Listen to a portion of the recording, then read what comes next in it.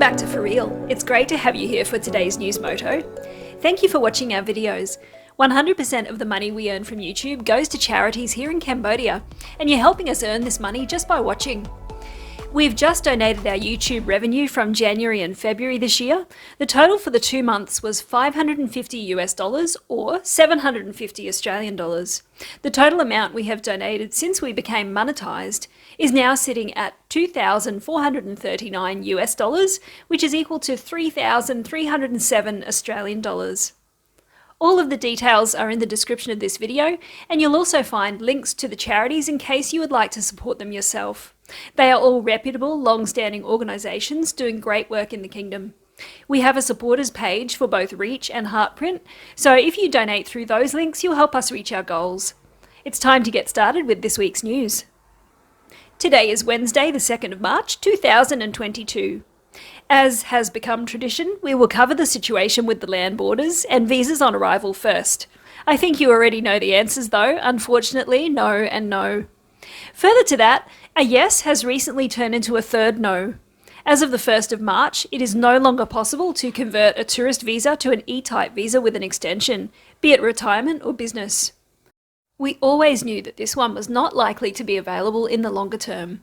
Those more hopeful members of the expat community would like to believe that closing this window means that the opening of another window is imminent. And by another, I mean the return of the E-type visa on arrival. This is pure speculation, and many long-termers would tell you that trying to predict one visa move based on another is just plain silly, and about as useful as an app to report potholes. Right, now that we've dealt with that, we can get on with the real news. Let's be brief with the COVID update today. Omicron case numbers are nearing 10,000 as Cambodia records a 24th day of triple-digit cases. Today there were 14 imported cases, and it goes to show that even with all of the pre-fight requirements, people are still testing positive on arrival. There were chaotic scenes at the weekend at Phnom Penh's Khmer Soviet Hospital with tempers fraying over PCR tests and false negative reports. Citizens told of mistaken results and staff being bribed. A Phnom Penh resident said he had to make repeated trips to the hospital to get the COVID-19 negative certificate and was shocked when told the release certificates were delayed as the person in charge had himself contracted COVID. The conditions are unbearable. The weather is hot, there is no shade, no social distancing, and people were pushing against one another and even bribing the staff to reserve the number for the next day. I know of at least one person, personally, who was said to be negative but ended up being called just before 6 p.m. and told he was actually positive before the caller hung up the phone, the complainant said. I think it's important to look at what Cambodia's neighbours are up to in terms of border openings. Thailand is easing its entry rules, and Malaysia is soon to open borders with no quarantine requirements.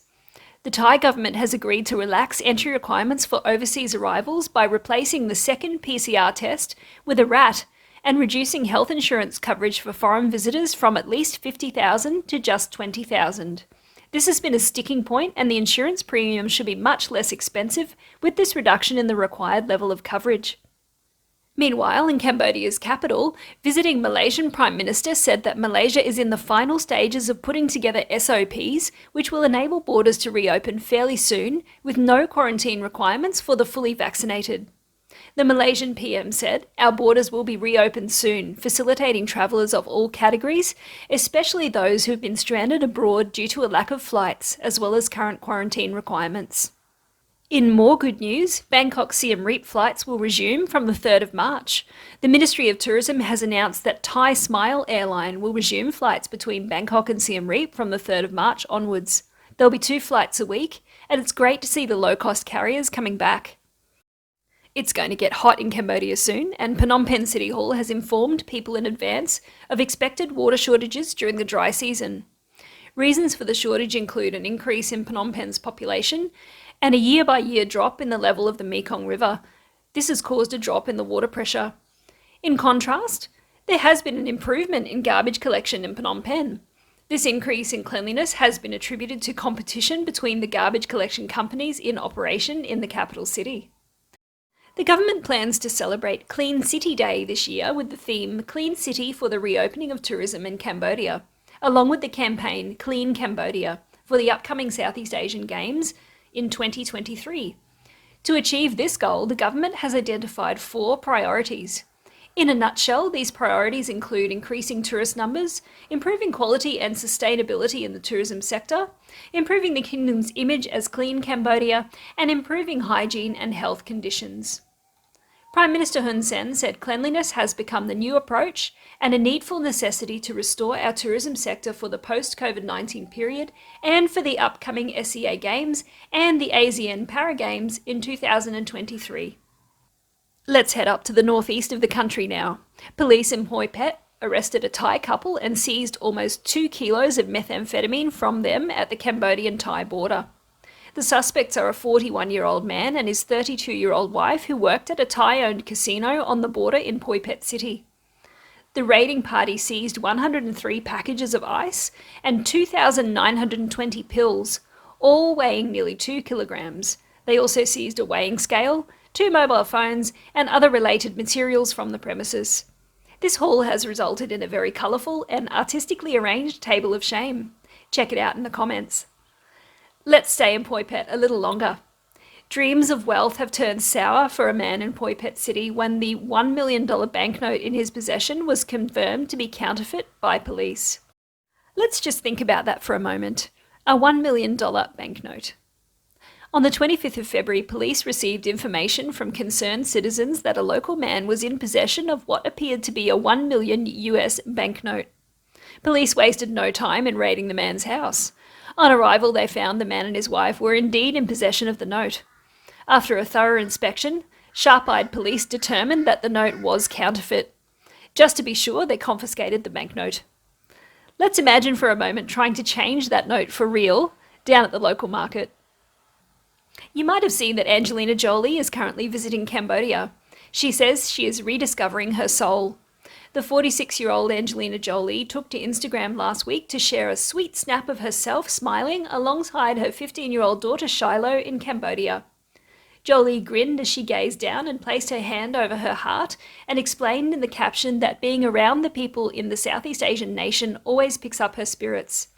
She wrote to her 12.3 million followers, "A few days in Cambodia among the warm local people and I feel my soul is recovering.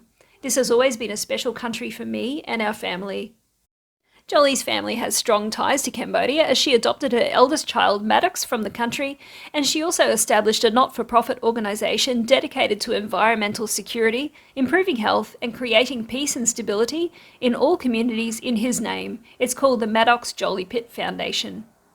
She shared an image of herself during a meeting with men in both business and military attire, and also addressed the image in the caption as she wrote, "Happy to be reunited with friends and colleagues at the MJP Foundation in Samlot District."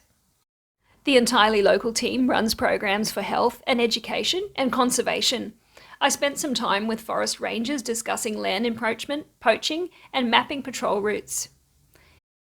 Angelina first visited Cambodia in 2001 while filming Lara Croft, Tomb Raider. She later bought a home in the country in order to connect son Maddox with his heritage. The home is in an area which had become infiltrated with poachers and threatened endangered species, so she purchased it and turned it into a wildlife reserve, paving the way for the MJP Foundation. In recognition of her conservation efforts, King Norodom Sihamoni awarded her Cambodian citizenship on the 31st of July 2005. Speaking of the king, I hope it isn't disrespectful to say so, but his eyebrow game is on point. If you haven't seen them, you should definitely check them out. That brings us to the end of this week's news. You're now up to date with all of the most important events in the kingdom. Thank you for watching. Links to the stories mentioned will be in the pinned comment as usual, and the description of this video contains links to other channels making content about Cambodia, so be sure to check them out. Take care, stay safe, and we'll see you in our next video.